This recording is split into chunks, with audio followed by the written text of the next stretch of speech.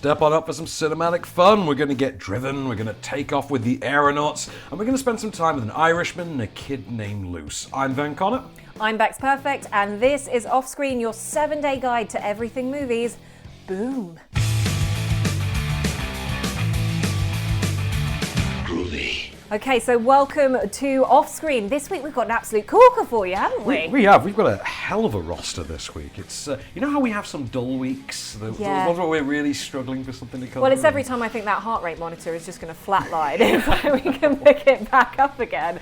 The great thing about this week is that we have what some people are casting as a masterpiece this week from Scorsese, obviously. It's true. And are you like me where you saw it weeks ago and have had to just sit on it for this entire amount of time? Ah, no, do you know what? I only saw it last Friday. Oh! Yeah, I sat through that 3.5 hours of gangster delight. It's a long one. It's a long one. Before we, we'll whet your appetite before we get to the Irishman. Yes, indeed. So, okay, have you seen our first pick this week? This is Driven. No, I haven't actually, but I'm intrigued. I saw a rating that you kind of gave it the other day, and I was quite intrigued, and I was like, what have I missed? Right. Okay. So this one, I'll be honest with you, I just thought this was.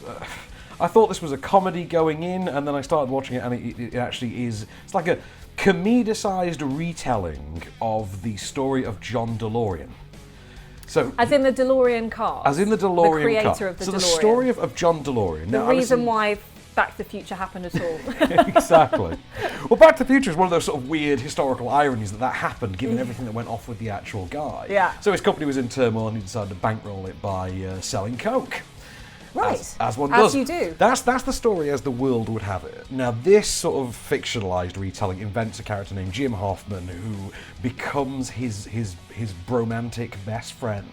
Okay. They become unlikely friends. He's a bit of a con artist. He befriends the car manufacturing millionaire, and they basically go down this path of shady dealings together. You are a remarkable guy. You're a force of nature. You are. But no, really, you actually get stuff done. Why don't you help me? Absolutely. Whatever you need. I need to raise $30 million in the next 10 days. And there's no bank, no hedge fund, no investor who's going to lend it to me. But you know people. Yes, he's one of those guys. Well, we all know people, but do we know the right people? Well, not the case here, definitely. So Jason Sudeikis, perfectly cast as this kind of character. It's the kind of thing you've seen Jason Sudeikis do a million times. You like the beginning of We're the Millers. I like Jason Sudeikis. He's great fun, isn't he? Yeah. Because he knows how, like Horrible Bosses and things like that, he knows how to play these, less than nice people, but still quite likeable. Yeah. And he does that very well. I will say Lee Pace absolutely steals this, but he's entirely too charismatic and sexy a man to convincingly be John DeLorean. Oh, I hate that Hollywood glamour. There was a docudrama or something recently where Alec Baldwin was John DeLorean, and that was actually... I can believe that more. was quite right casting. Yeah. That worked. Yeah. That worked, Yeah. definitely. This also stars Judy Greer, stars Michael Kudlitz from Walking Dead. Corey Stoll is the FBI agent in this. Always love Corey Stoll and everything, and he's on fine, Corey Stoll. In fact, that's pretty much the case. Like Jason Sudeikis, I like how many times you fit the word Corey Stoll into that sentence just then. I know, right? I like me some Corey Stoll. I was disappointed about him leaving the Ant-Man franchise. But this is the thing. It doesn't always work, but when it does, it bites off a little bit more than it can chew with the story it's trying to tell and the fact they're trying to make it funny. Okay. When it does work, though, it is twisted and dark and really, really amusing. Is it as much about a car as it is about cocaine and all these other pretty things? much, yeah. I mean, it's the guy's whole function in life is just to build this car. Yeah. It's just to fund the car company. If I was a petrol head, I think I'd be disappointed if I went in to watch it and it was about a car, but actually it wasn't, and it turned into a generic kind of drug heist or, scenario. I didn't know the DeLorean story. Okay. And I only know, like you, we know the DeLorean because of Back to the Future. Yeah. And I knew that something had gone on with John DeLorean. He'd gone to court for something and it did involve drugs. That was all I knew. I didn't know the story going into it. Didn't know the DeLorean was manufactured in Belfast. No. That's where the DeLorean factory Stop was. spoiling this for us. We must go and watch the film and find all Of this course, out. of course. But always worth seeing Judy Greer in anything. I think she's terrific here. They did a horrible hatchet job on the poster where they airbrushed her to look like Blake Lively for some reason. To be fair, I have not seen one single poster about this, which is a shame because if clearly you really enjoyed this, clearly it's not really going to do the business that they were hoping. I mean, particularly in what is a strong week of the Irishman and other big films that are coming out. So, which is a shame. Weird director though. Oh, right. Really weird director. So this is Nick Ham's directed this, British filmmaker. And his repertoire as a director is really bizarre. I'll just do this really quickly. So he has directed films such as The Hole, starring Thora Birch and Keira Knightley. Keira Knightley, yeah. Yeah, he directed that. Wow. He also, 2 years ago, directed The Journey, which starred Timothy Spall and Col Meany in the fictionalised retelling of the time that the leader of Sinn Féin and the Democratic Party of Ireland had to share a car journey and work out their differences together. So it's in keeping with the wackiness of his body of work, I would And say. also his liking of the words "the" in every title. Well, no, that means the film's just driven. It's not The Driven. No, so. but it probably should be. But no, some very funny moments. I would picture a slightly more comedic version of Blow, if I'm honest. Ah, okay. Like- I like a did very much funnier enjoy Blow. that. Okay. Yeah. So What's what your else? wording there? Funnier Blow. Yeah, exactly. One I know you have seen though Yes. is our next choice. Well, our next choice is The Aeronauts. You might have been excited over the fact that we see Eddie Redmayne and Felicity Jones team up once again. You know, Were we though? I kind of was. I mean, for me, rather than working out the theory of everything, see where I'm going with this, in this movie, they're riding high in the sky to work out the theory of the weather. Riding high. Oh, how clever. I know. I do pat myself on the back sometimes. At Less least. theory of everything, more theory of weather. Yes, exactly. And kind of more so how we can predict the weather. And what it is all centered around is essentially a balloon expedition. So it's a period piece, isn't It's it? a period piece. It's set in like the mid 1800s because those skirt hoops are huge. And it's a scientist and a pilot who are basically aiming to fly higher than anyone in history has ever done before. Gentlemen, to predict the weather could save hundreds of thousands of lives. We are scientists, not fortune tellers. You'll get your chance. They'll realise your worth. I think they know my worth quite well enough. Prove them wrong, Jones. I'm a really good aeronaut. I want to use what I'm good at. Women don't belong in balloons. And she makes such a show of herself. Now, what I liked about this movie is actually what I disliked about it, if that makes sense. Okay, I'm You're not following me at all. So, what I really liked about this movie is how it made me feel throughout, right? From the moment, from the moment that the balloon lifted off into the air, and this is a real kudos to all the visuals in this, I started to get extreme vertigo. In fact, you saw me and turned around as I left. You the squirmed. cinema. You squirmed in your seat in that and film, I I actually noticed. left the screening room for a moment to just centre myself back on Earth. I think visually, this works really well. I love how you described it as well. You described this as posh gravity. Exactly, which yes. really made me chuckle. I kind of wish it was more posh gravity because, right, here's my question for you. Right. Right. Why are Gravity and Castaway brilliant for the same reason? One person? Because it doesn't cut back. Wilson? It doesn't cut back to everyone else trying to find them. Yes, and actually this is one of my bugbears, Yeah. as is yours, I believe, about this movie. So this movie in itself could be an incredibly dynamic two-hander between Eddie Redmayne and Felicity Jones. Yeah. Stuck in a basket, in a balloon, going higher and higher and higher, and dealing with the unknown.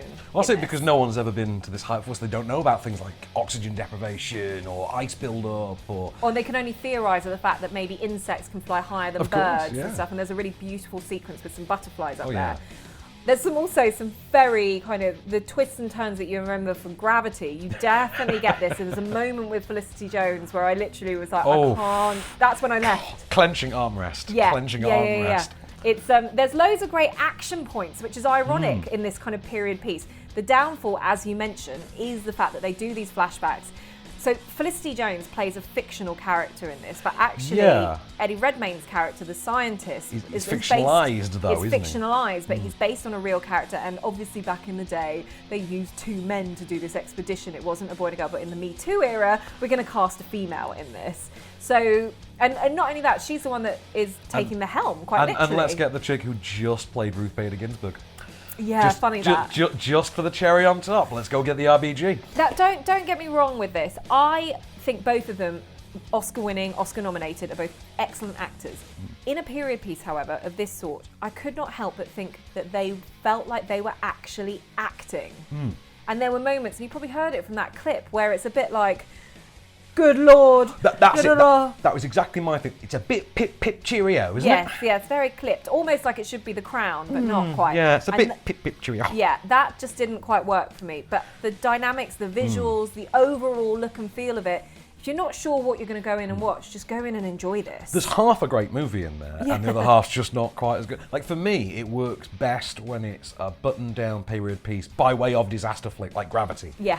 When it's just buttoned-down period piece, though, which is every flashback scene, it's a bit much. It is, and there's like, Felicity Jones' sister is in it, and she kind of is trying to get her out of this sort of misery that she's in. It's like, we don't need to see that. Because this is the director of, is it Les Mis? It's Tom Harper, isn't Tom it? Hooper. Tom Hooper is Les Mis, Tom Harper. Sorry, Tom Harper is Wild Rose. Is Tom Hooper not busying himself with... he's got cats, hasn't he? Yeah, with cats and their Yeah, he's got cats, costumes. And Wild Rose Tom Harper gets this. But I say visually astonishing. I think it is made for IMAX officially. It is, and it's good to have something that's visually astonishing. It's a good excuse to actually go to cinema. So on this occasion, although there are faults with this film, I think we could quite hand on heart say, if you want to go and see a spectacle in the cinema, and you like kind of period dramas, things like that, this is a good marrying up of the two.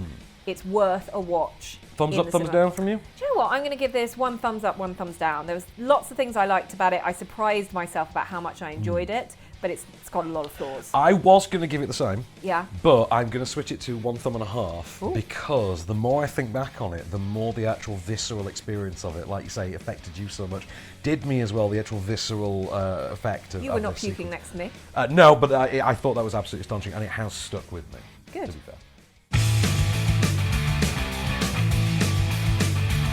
So if there is ever a person that can get you to sit through a 3.5 hour movie, I'm going to tell you Joss right Whedon. now. It's Joss Whedon. No, well, he can get a lot of people to do that, but not me. Fair. It's Russo brothers. Oh, stop it! No, it's Scorsese, of course. You only have to see Wolf of Wall Street to know that he is the master of making something incredibly long feel like a 90-minute movie, which is brilliant. Now, he is back, and he is back with The Irishman, which has been hugely talked about. Huge. It's giving us an alluring look at the mob world and the lifespan of an aging hitman, and his reflection back on his life and the consequences of all the actions that he took. I never waited for anyone who was late more than 10 minutes in my life. I'd say 15. 15's right. No, 10. I don't think so. 10's not enough. You have to take traffic into account. That's what I'm doing. I'm taking traffic into account. That's why it's 10. I still say 15. No, 10. Fine, we disagree on that. How about 12 and a half minutes? There we go. 12 and a half. Middle, right in the middle. Beautiful, beautiful. Yeah, more than 10 is saying something. So Stephen Graham there, who I didn't expect to see in a Scorsese movie ever. I just forgot that he was in it, but he is amazing in this. Oh my God. He's the little guy. Just want to beat him to death. No, yeah, I was like, stop smoking that cigar, you smug little... I mean, Pacino there as Hoffa as well. You've got De Niro as the central figure. Obviously, Joe Pesci has to play part. Bobby Cannavale is in this. Hell of a cast. And of course, Anna Paquin, who has been the source of some controversy. I don't think actually had a line. Does she have a single line? I think she might have had one line. She has one line. Hey. She has a handful of lines. But that is intentional, and it has been addressed. The big thing to talk about in this movie, though, other than the reuniting of the cast, is what Scorsese then utilises with them. Well, this astonishment of a movie is for every gangster movie lover, is the pinnacle of what you want to watch. And you're literally going to get to see them in their heyday as well. So you're going to get Joe Pesci, you're going to get Robert De Niro, you're going to get Al Pacino, you're going to get, as we mentioned, like newcomers. And as well, can we just point out Al Pacino in full devil's advocate mode? Devil's advocate. And also, as I pointed out to you earlier, Dick Tracy. Yes. Yes. I loved him as, is it Bad Boy Caprice or Big Boy Caprice? Something like that, yeah. But it's, either way, he was by far my favourite thing about this movie. Was he the one that stole it for you? Jimmy Hoffa. It made me Google Jimmy Hoffa, that whole story. That must have been a depressing read. I loved, well, yes, it was a depressing read, but what I liked about it is actually how accurate things were within the film and linking it to the real life Jimmy Hoffa, and also the haircut as well. Al Pacino Oh, God, had the right yes, Jimmy it's Hoffa insane, isn't it? haircut. But the great thing about this movie, and we Van and I had a bit of a chat about this before we came on to air with it, is that there are moments that remind you of what a great late 80s, early 90s gangster flick like Casino, Goodfellas, that kind of stuff really has about it. And obviously Scorsese is the godfather of the gangster movie because... Oh God, yeah, it's all he's doing originally. And what you're doing is, if you're a fan of those movies, from the very opening scene as you hear the shoe up duwadi-waddies play, and a never-ending single... what's the word? The camera... Steadicam. Steadicam, Yeah, going through a nursing home that leads to Robert De Niro. You are, or I was, immediately transported back to almost the first time I watched those type of gangster movies. It does have a throwback appeal, doesn't it? It has such a throwback appeal, which works in such a clever way that the brilliance about this is that it unfolds in a slow and steady way, like that Steadicam motion, but throughout the film. And this is a film about redemption, but not redemption in the typical gangster form. It's about like divine redemption, like coming to terms with the life that you've led. I'll be honest, the last 10 minutes of this took me over to Dr. Sleep for a moment. And I still think about it. You know who we forgot was in this movie, by the way? Who? I cannot believe we did Don't this. tell me Ray Liotta was in there because I was Ray desperate. Romano. Right. We forgot Ray Romano was in this. I was going to say, I'd never And he's forgive myself great. if I missed out on Ray Liotta. And also Jesse Plemons from Breaking Bad, who gets a wonderful moment in a courtroom with Al Pacino. You know the bit. It's in the trailers. It's a great Al Pacino moment. No one could have done it but Al Pacino. A knife, you lunge. A gun, you duck. Everything about this, you forget the fact that, you know, they're pushing 80, if not more, you know, and these guys have, these are your creme de la creme of actors, and this is what makes this movie 100% the masterpiece that people are touting it to be. However, I am going to say, I still think it's a masterpiece. Yeah. My only drawback on that, my only sort of black mark on it is the heyday aspect, which is obviously the CG de-aging, which had a weird moment for me when you had a very plasticky looking young De Niro in a 40s military uniform. I agree. And I just thought, why am I watching Welcome to Marwen? Yeah, I never even watched the actual Welcome to Marwen. I never even watched Welcome to Marwen, No. but I completely get what you're saying. But I completely agree with that, and I think that's a slight jarriness of the movie. But you'll get, once we get past that little element of it, you kind of settle into the de-aging a bit. And it's a generational story, so they obviously get a lot older as the story goes Yeah. on, so the effects become used less and less frequently Yeah. as it goes on. They start to look closer to their actual age now. Yeah, and it's brilliant. And I think the thing is that ultimately this is a movie that is a class of its own. If you're after your gangster films and you're wanting something, this is one of his best work in like 30 years. Oh God, yeah, I would absolutely go with it. Since Departed for me. It is a little bit Departed. Scorsese is such an auteur when it comes to this, and he's brought together the best people to create a fantastic, well-rounded piece. It's not cinema though, is it? Well, it is.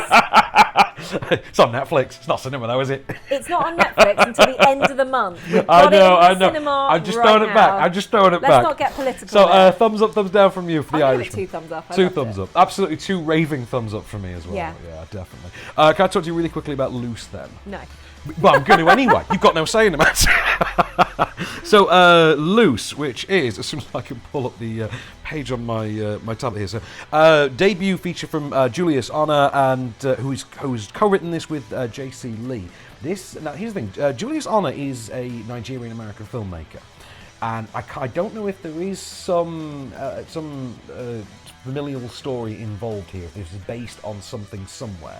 It's the story of a former child soldier who's been adopted by an American couple and raised from the age of 10 as an American in suburbia.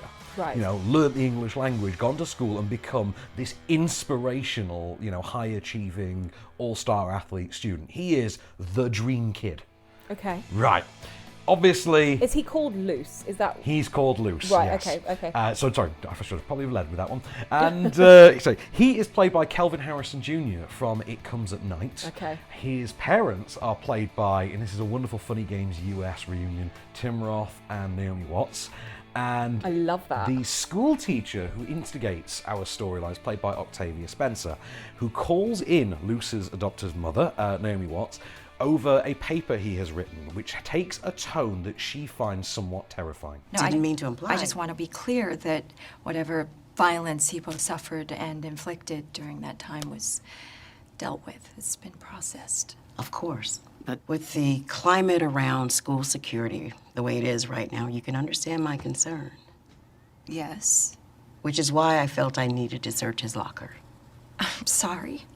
Amy, He wrote a paper. a paper in which he describes his belief that the solution to a political problem is to gun down those with whom you disagree. Right, but he was assuming a character. The assignment called for this, and you...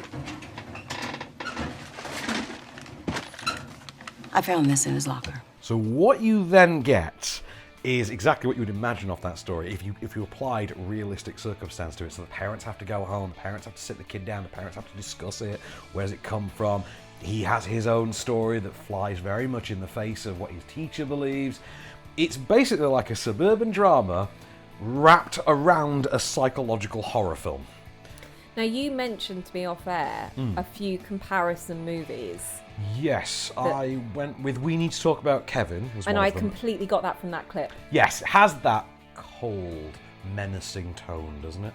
But also the implication of talking about gunning down things, you know, that all very much happens in We Need to Talk About Kevin. Very much, and I still think Bowling for Columbine kind of feel very to it. true, but in both the cases of We Need to Talk About Kevin and this, and the other film I compared to, which was Apt Pupil. Apt Pupil as well, but Arlington Road was Yeah. more for the example I'm thinking of, which is there is enough ambiguity about goings on that you can't predict which way this is shifting. Ooh, I like that. And I really dug that about it. This really knows its tone. It really goes for it. Superbly performed. Octavia Spencer kills it because she's Octavia Spencer. Kelvin Harrison Jr. is very impressive, as he was in Schultz's It Comes at Night a couple of years ago. Really great movie. Do recommend checking it out because I think it will just be an unsettling experience. It's honestly 2 thumbs up from me. I thought it was great. Fantastic. What a great week for cinema.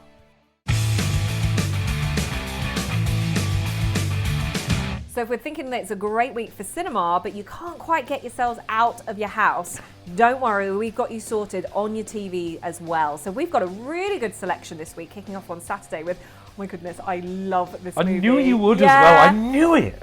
One Fine Day, film for 1:05 p.m. Perfect Saturday afternoon movie. Autumnal Saturday afternoon. Really isn't it? is. Something about that. Yeah. So I mean, I was a big fan of this. Yeah. This was also one of the intended star vehicles for Clooney at the height of his ER fame. This is when he became the next big thing. But the thing is about this is that he could have become the next big thing only doing these types of movies. Oh, he totally could have, couldn't he? Yeah, and he did a very clever career path. But this is not only him, it's Michelle Pfeiffer as well.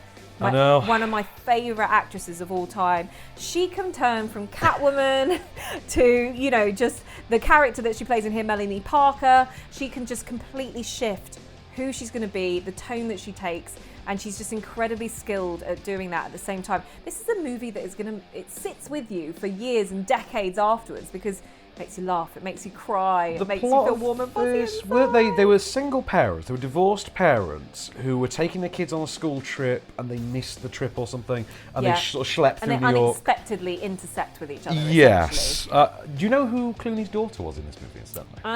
Was it Mae Whitman? Yes, it was Mae Whitman. Mae Whitman I'm telling you that because I've got IMDb of right Good over Girls in front fame. of She's currently on Netflix's Good Girls, which I thoroughly recommend. Again, a great cast, you know, established and new as well. Sorry, I buried the lead. Sorry, she's the star of The Duff. Forgot that. I'm still yet to see The Duff. I know you're going to slap me on my wrist for that one. Your but life is listen, going to change. If you are after, you know, a fantastic, I think the heyday of these kind of romantic comedies that can stay with you for years, it's the mid-90s, and this is 1996, this movie. You can't pull off a brown overcoat in a rom-com nowadays. That's no, what you it is. can't, and that That's what it is. smile. Oh. Yeah. Well, there we go. So that is One Fine Day. That is out for you on your small screen as well. That's on Saturday. What's kicking us into Sunday, Van? Right, Sunday, we're going out rocking. It's Rock of Ages, ITV2, 7:40. I haven't seen this in a few years. I think I watched it when it came out. I watched it again when it hit home platforms. I'm actually an unapologetically big fan of this movie. Right. Up to and including, I actually really like Julianne Hough in it. I think she's great. She's got genuine star appeal in it. It is, you know, it's an adaptation of the popular stage show. It is, you know, the last hurrah of this great big rock club, and it's one in which Tom Cruise gets the big star billing as none other than Stacey Jacks.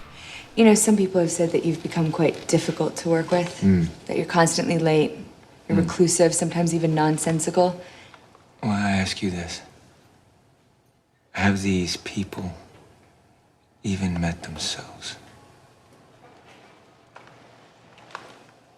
Well, I'm talking about your band. Let me tell you something. I know me better than anyone. Because I live in here. Just sounds like Tom Cruise being Tom Cruise, really, doesn't it? I don't think that clip does it justice because he is. I just wonder why Tom Cruise is really nuts. He is so not Tom Cruise in this movie. I mean, but the all-star cast in this generally is amazing. God, yeah. We've got not only that, you mentioned Julianne Hough, who is very good in this, but we've also got Russell Brand, who I think was the weak link in this. Annoyed me a little bit when I remember watching him, kind of going, it's a kind of get into the Greek kind of style. It's a bit sort of over the top from him as per usual. He gets to have some fun moments with Alec Baldwin. Well, Alec Baldwin's another big name in this. We've also got Bryan Cranston's in this, Catherine Zeta-Jones as well. Oh God, yes, I forgot about. Doesn't she sing "Hit Me with Your Best Shot"?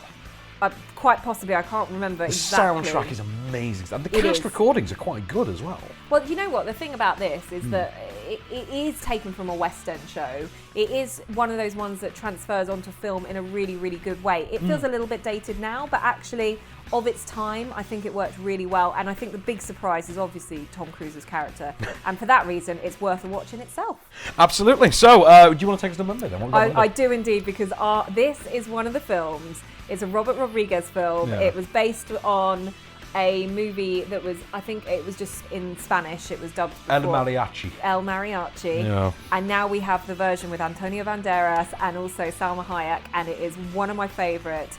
It is Desperado. We've got Antonio Banderas with his guitar case full of explosives and guns, and it's just ever so watchable. What do you want? I'm just looking for work. There's no work here. Let's see. Well, is there something to drink? Is there something in the guitar case? Yeah. What?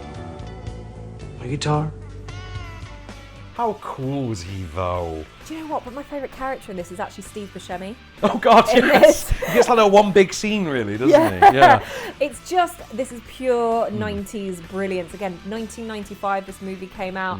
You watch this, you then watch something like Dusk Till Dawn, you know. So weird thing with this is part of a sort of a cinematic universe by Robert Rodriguez. So Yeah. El Mariachi is part one of a trilogy. Yeah. This is then part two, so it is the same character that's been recast Yeah. with the height of his sex appeal and coolness, Antonio Banderas. Also totally tongue-in-cheek played upon. Oh yeah, he throughout knows it. But then you get the third part as well, which was Once Upon a Time in Mexico, where Yeah. Johnny Depp entered the fray. This also, I think, shares the cinematic universe with From Dusk Till Dawn, Yeah. which also links in with all the Tarantino stuff. It's a very weird one. Brilliant soundtrack by Tito and Tarantula in there as well. Brilliant Mexican metal band. This is 5 Spike, 11 o'clock on Monday night. I'm watching the hell out of Oh this. my goodness, I'm going to stay up late on a Monday night to catch this. Made in Chelsea, you can move over. Tuesday, one I haven't seen actually, but is on our list anyway. US Marshals, ITV4, 9 o'clock. Did you know they made a sequel to The Fugitive? Oh. That's actually what US Marshals is. So US Marshals is a spin-off. Intentionally, unintentionally? Intentionally. Wow. Absolutely. So the team that hunted Harrison Ford in The Fugitive, they get that entire cast back together to hunt a different fugitive. This time played by Wesley Snipes and with a meddling CIA agent played by Robert Downey Jr. I'll say that again. Iron Man is effectively the villain of this movie. Say what? Yeah, Tommy Lee Jones leads this team that includes Joey Pantoliano, Right. who's always the captain from Bad Boys, who we always love seeing in movies. Love him. And they go to hunt this fugitive, who they quickly discover is, packing a few more skills than they've been led to believe. It's a very good movie, actually. It's a solid, mid to late 90s, mid-budget thriller. I quite liked it. Tommy Lee Jones absolutely owns it, as you would imagine. What's not to love? What's not to love? That's your Tuesday sorted. Moving on to midweek, we've got Hannah on Sony Movies at 9 o'clock. For me, all I'm going to say about this is like an overly long feature film-based music video. Yeah, it is basically the world's longest Chemical Brothers music video. Yeah, it really is. Eric Bana and Saoirse Ronan and... I forgot Kate Blanchett was in this. I forgot she's the villain of this. Well, that's how forgettable this movie actually is. I really liked it. Did you? I did. And also, just on a personal level, so this is Sony Movies, 9 p.m. on Wednesday. Just on a personal level, I saw this with my dear friend John Colson, and at one point made a crack about the narrative of this movie that made him laugh until he shrieked like a piglet. It's one of my favourite moments of knowing him, and it's why I'll always love this movie forever. So I'll be thinking of that when I watch it. I think you've got a personal attachment to that. I'd probably say Definitely. check out the series on Amazon instead. Is that any good? I've seen the first episode. It's got someone famous's daughter in it. It's Samantha Morton's daughter. In this, so it's definitely worth a watch. Moving quickly on to Thursday, Star Trek Into Darkness. If you are not a Trekkie, do not worry. These kind of reboots of the movie work really, really well. Film for 9 o'clock. This isn't the one where they pay tribute to Anton Yelchin in it, is it? Or this is the one before he sadly passed away? So this is the 2012 one. This is number 2 of the Abrams trilogy, if we're calling it that.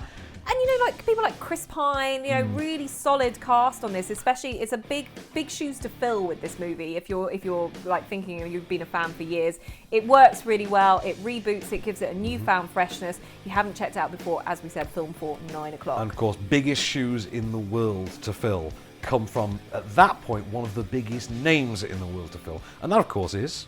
For centuries we slept, hoping when we awoke things would be different.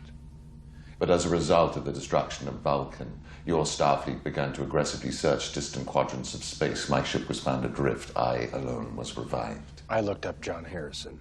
Until a year ago, he didn't exist. John Harrison was a fiction created the moment I was awoken by your Admiral Marcus to help him advance his cause.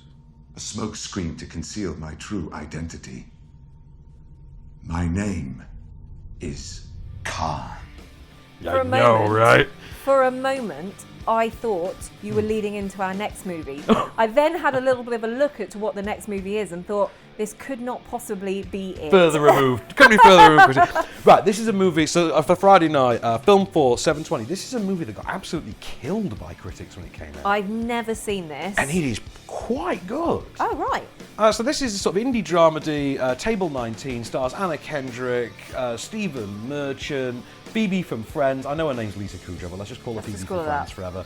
Craig Robinson. It's a great movie. So she plays an ex-maid of honour, is that right? Well, she is she's a screw-up who has broken up with her boyfriend, but her best friend was the boyfriend's sister. Okay. And so she still turns up to the wedding anyway, even though she's on the outs with everyone. And it's, what does she want? Who's going to like this movie, Van? Actually, do you know what? Surprisingly, it's gone down surprisingly well with nearly everyone I've ever shown it to. It is quite funny and it's quite moving as well. It's quite touching. Well, the characters are quite likeable and charming in it as well. I remain to be surprised by a movie. Well, you can experience that for yourself next Friday night on Film 4. So there you go. You've got your movies on TV from Saturday through till Friday next week. There is loads to choose from, even if Table 19 does not quite sound like it's going to float to your rom-com boat. So stick with us. We've got more coming up, mainly on your DVD, Blu-rays, or any other platform that you like to kind of watch, and also streaming too.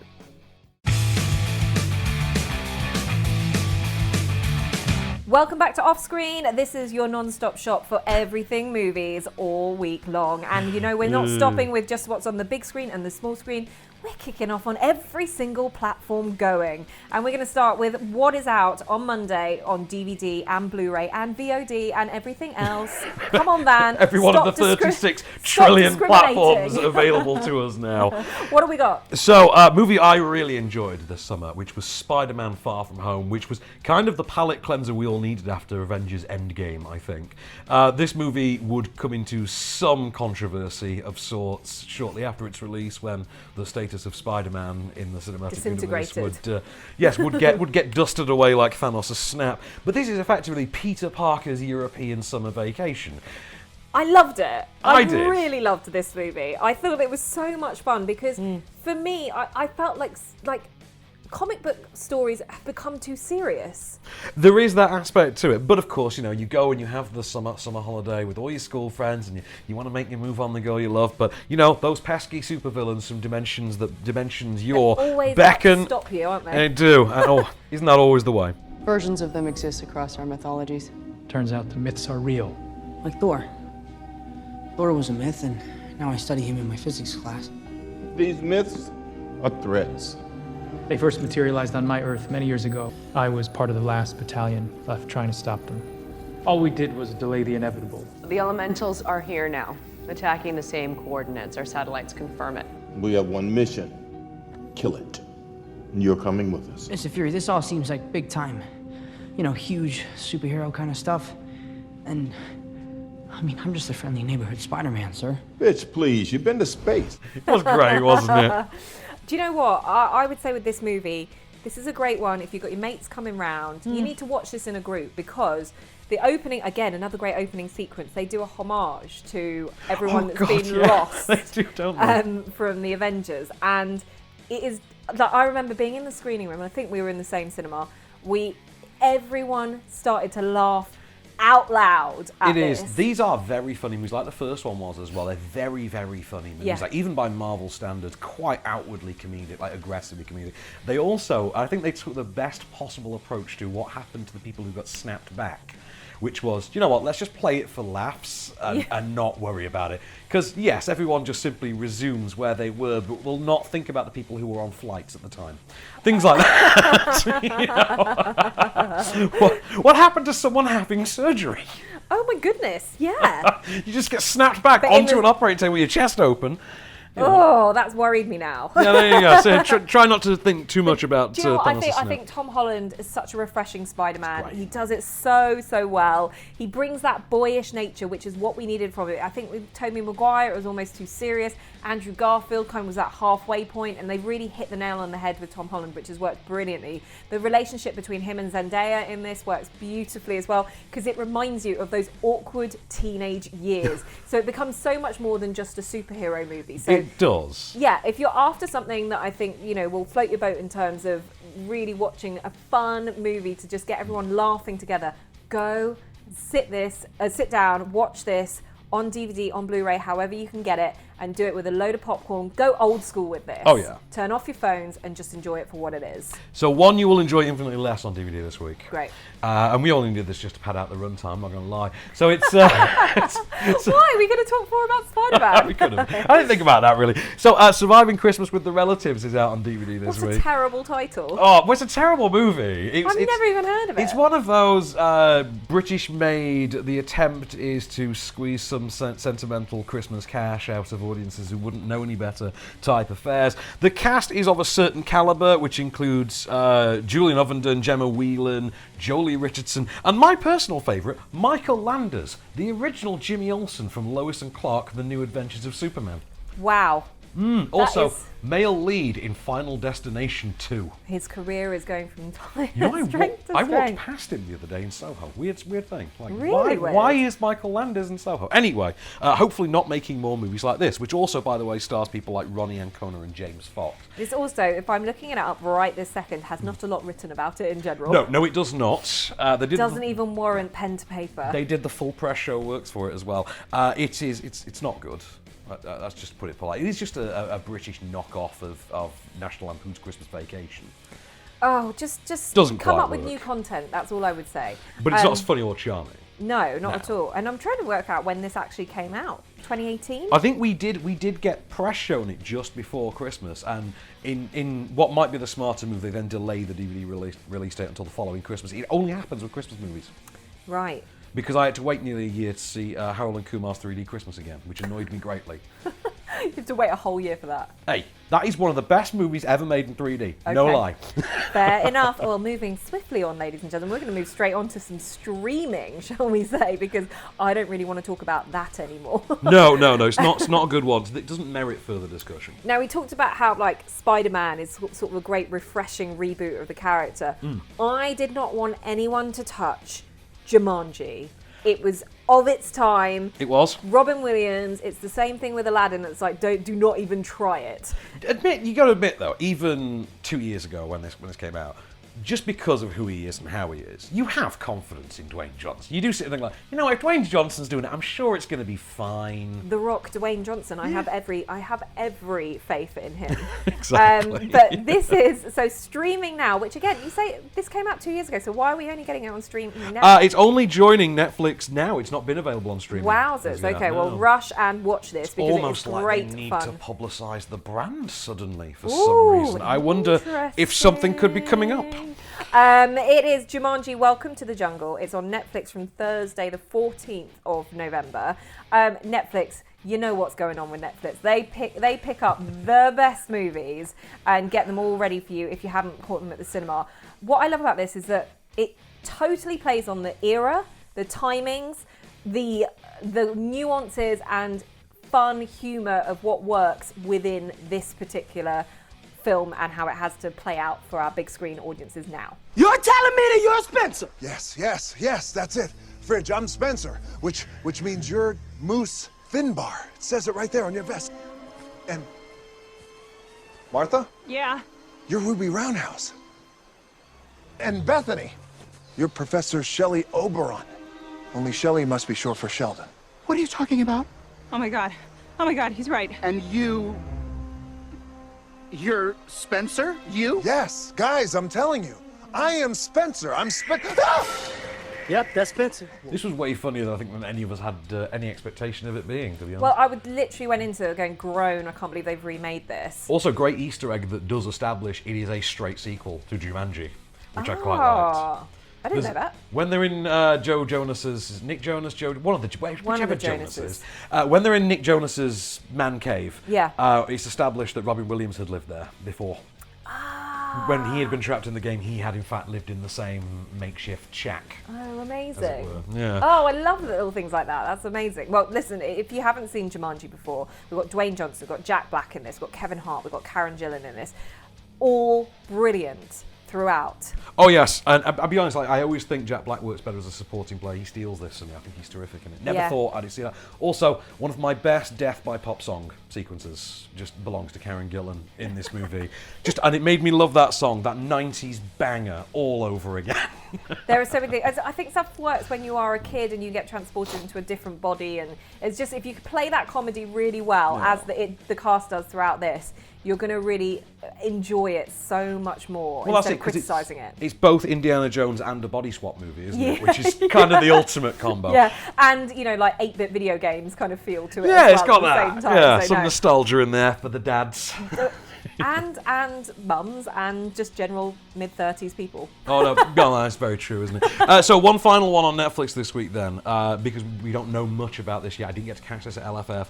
This was Earthquake Bird, new movie from Wash Westmoreland, stars Alicia Vikander and Riley Keough, is a sort of a mystery drama thriller set in, I believe, in Tokyo, in which a young woman becomes involved with a photographer and the case of a missing young woman.